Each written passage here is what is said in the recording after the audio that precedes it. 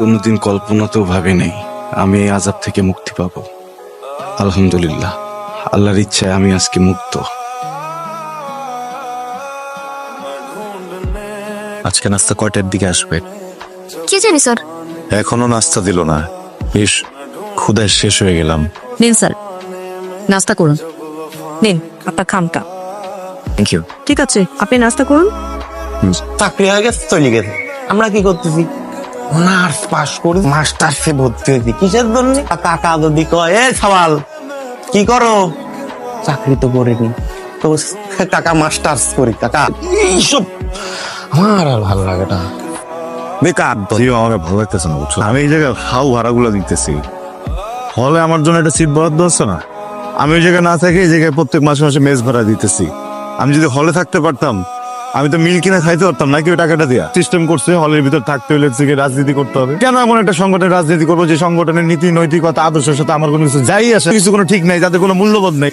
আমি এইসব স্বৈর শাসন মাসন এইসব আমি মানি না, বুঝছো? সারা জীবন শুনে আসছি যে একটা দেশে যদি একটা সরকার অনেক বছর ধরে থাকে তাহলে সেই দেশের উন্নতি হয়। কোনো কিছুরই কোনো ঠিক ঠিকানা নাই, সব চুষা খায় ফেলতেছে বেটা। আগে যা চুষতে এখন আরো 3 গুণ বেশি চুষ। আবার সিকিউরিটি নাই বেটা, কথা বলে দিব কোপ, ফেসবুকে কিছু লেখা যাবো না, অ্যারেস্ট করে যাবো। আমি যে কারো কাছে যে বিচারটা দিব, সেই বিচারটা দিব কার কাছে? এই মানুষটাই তো নাই। বিচার করবো হ্যাঁ ধরে লাই দিতেছে, হ্যাঁ গুম করে দিতেছে। আমি কথা কমু কি করবো? কোপ দিব, কোপ দিতে গুম করে দিব, গুম করে দিতে শব্দ তুই ভয় না পারলেও এরম বহুত লোক ভয় পায়। শব্দ আরো একটা কথা কই, খালি তুই এরম বুঝিস নি, বহুত লোক এইসব জিনিস বোঝে, বহুত লোক সবকিছু জানে, কিন্তু কেউ কোনো কথা করছে না। কিসের জন্য? তাও তুই খুব ভালো মতো জানিস। শোন, নিজের জীবনে ঢুকিলে কোনো কাম করার দরকার নাই। আমি ভাইয়ের মতো মনে করি তোকে, আমি তাই এই কথাটা কইলাম। আর তুই কিসের জন্য ফেসবুকে খালি পোস্ট দিস? সকালবেলা ঘুমতে উঠে দেখি যে তুই হচ্ছে দুর্নীতি লিয়ে পোস্ট দিস, দুপুরবেলা দেখি সরকারের বিরোধী পোস্ট, সন্ধ্যার সময় দেখি তুই কোটা বিরোধী পোস্ট দিস। কিসের জন্য তো সরকারের বিরুদ্ধে পোস্ট দেওয়া লাগে? তুই গ্রাজুয়েট না, আমি গ্রাজুয়েট না, তোর আমার চাকরি হয় না। ইন্টার পাস একটা বলার চাকরি হয়ে জায়গা, হ্যাঁ, তো আবার সরকারি চাকরি। ভিতরে যে সিন্ডিকেট চলতেছে, আমি তো আল্লাহর বাস্তে 2 হাত জোর করে করছি, তুই আরে একটা শব্দও করিস না। শোনেক শব্দ, তোকে আমি একটা কথা কই, খুব ভালো মতো শোনেক, এই ফেসবুকে স্ট্যাটাস দিস নি, সমস্যা হতে পারে। জিম কোটা নিয়ে আমি কোথায় লিখি? এই কোটার জন্য ব্রিলিয়ান্ট ছেলে মেয়েগুলোর চাকরি হয় না। ওটা যাও, তুমি রুমে যাও, যে খেলা করো, পরে আস। আসসালামু আলাইকুম।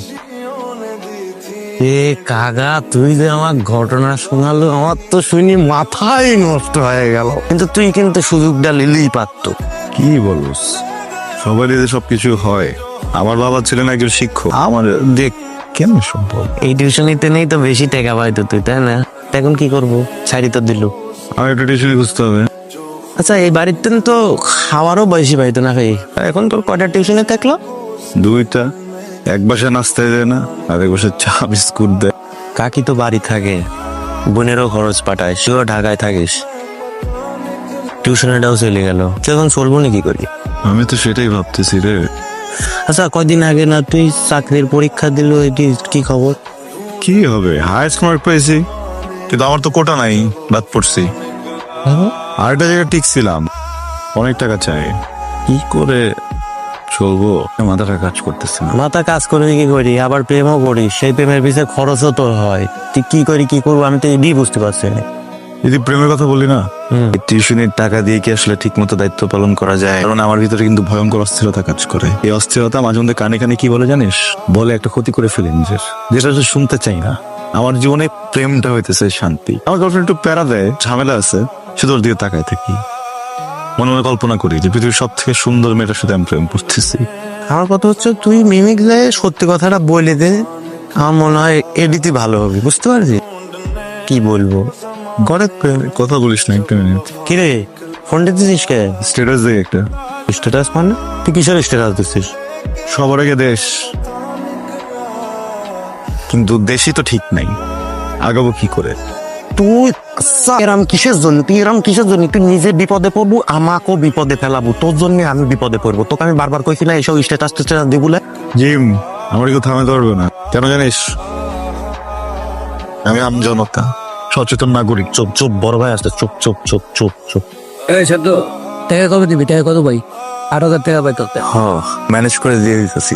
ভাই তুই একই গান গত 9 মাস ধরে আমার লাগাইতেছস, আর এই গান গাইতে ভালো মতো কইতেছি। কালকের ভিতরে আমার টাকা দিবি তুই, আমার টাকাটা খুব দরকার। কালকের ভিতরে যদি আমি টাকা না পাই তাহলে কিন্তু বিরাট ফাড়াফাড়ি হয়ে যাবো। কিন্তু আমি লিগের পর আবার ফোন দিব, ওরা কিন্তু পথে ঘটনা হচ্ছে, পথে ফাটাফাটি করেন না ভাই, আমরা তো একই জায়গায় থাকি। ছোট ভাই আপনার প্লিজ ভাই একটু কনসিডার করেন, আমি আপনাকে রিকোয়েস্ট করছি ভাই, প্লিজ ভাই এইসব লিখবিন দেখেন না ভাই। না, আমার কাছে আর কিচ্ছু করার না। কালকের ভিতরে আমার টাকা দিব হয়, টাকা যদি আমি না পাই তাহলে যেটা কইছি ওটাই। তো দেখেছিস তুই আবার নতুন ঝামেলার ভিতর পড়ছিস, আমি তো কইনি তুই খালি ঝামেলার ভিতর পড়িস। নতুন ক্যাপ এখন তুই করবো কি? একটা স্টুডেন্টে পড়াইতাম, এখন আর পড়াই না। 2 মাসে বেতন বাকি হয়ে জায়গায় পেতেছে না, কে দড়ি দিয়ে টাকাই দিতেছে না। তুই কি এই লোকটা টেনে টেকা ভাই? ওই শোন, ওরে ভাব মতো বানা।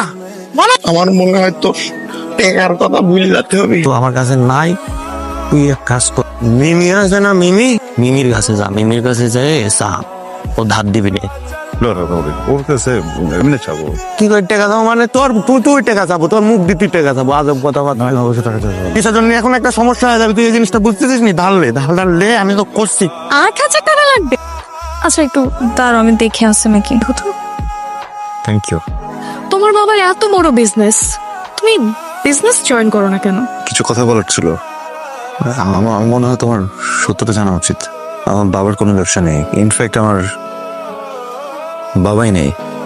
এতদিন তোমাকে সবকিছুই মিথ্যা বলছি। আমার মা আছেন, একটা ছোট বোন, ও দুজনই গ্রামে থাকে। আমার মা ওর ছোট একটা চাকরি করেন, সামান্য কিছু বেতন আসে ওখান থেকে, যেটা দিয়ে ছোট বোনের পড়ালেখা চলে।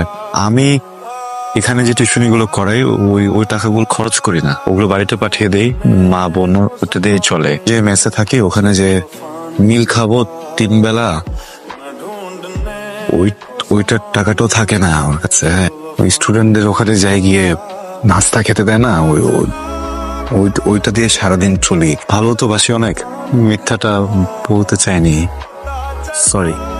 তুমি এতদিন আমাকে মিথ্যা কথা বলছো? তোমার মা কাজের বুয়া, এত মিথ্যা কথা বলার পর আবার তুমি টাকা নিচ্ছ আমার থেকে?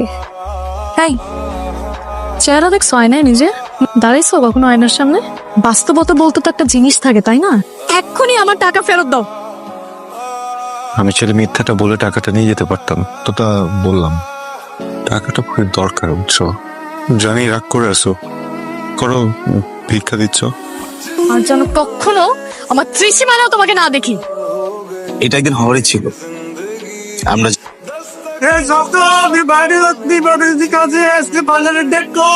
ঠিক আছে, টাকা মেসেজ করি।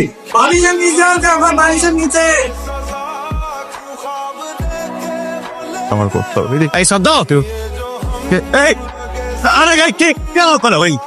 ভাই কারা তোরা করেন নাই হ্যাঁ, আমি তো কিডন্যাপ করছি না ভাই, শোন।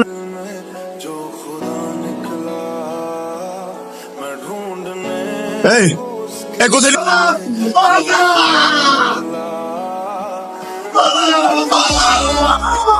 একদম আন্দার। ওই যে মনে আছে 2021 সালের সেপ্টেম্বর মাসের 22 তারিখ 6:34 একটা পোস্ট করছিলেন না?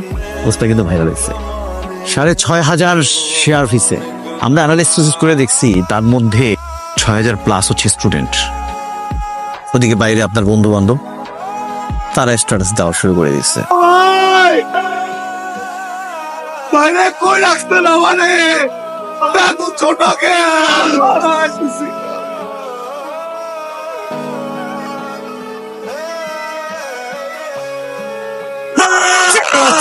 এত বুঝা